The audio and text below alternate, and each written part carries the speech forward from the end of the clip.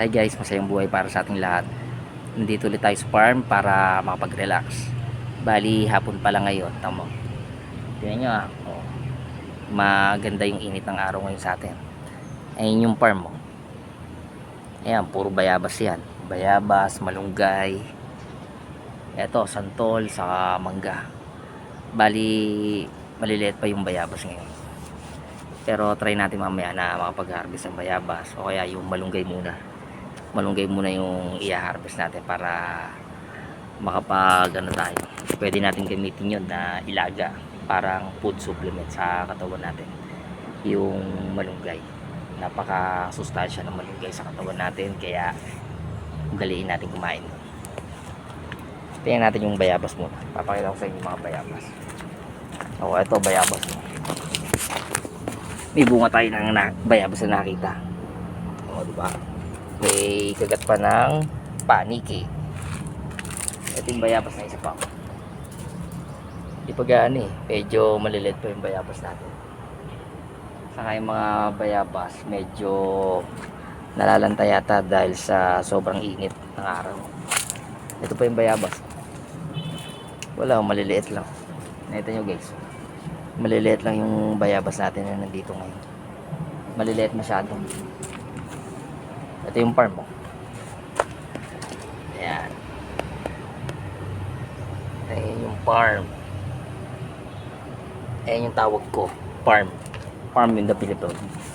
Farm in the Philippines. Bayabas, bayabas. Ayan.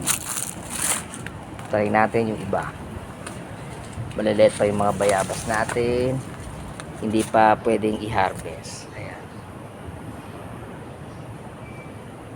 Bayabas. Yung kabila santol saka mangga. Ito bayabas. Ito tong hawak. Ayan. Ito tong hawak kong to, bayabas to. Diba? Ayan, bayabas. Bayabas.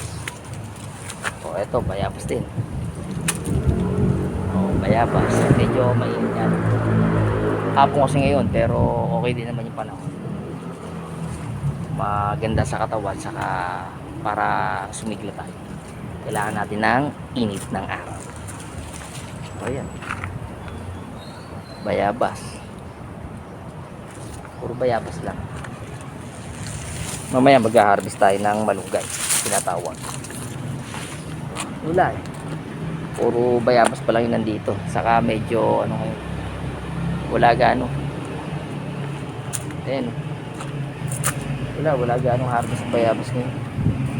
Medyo ngayon maliliit ang bayabas, saka konti na yung bunga, namumulaklak pa lang siya,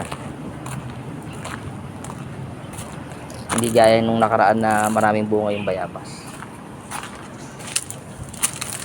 Ito na yun, bayabas.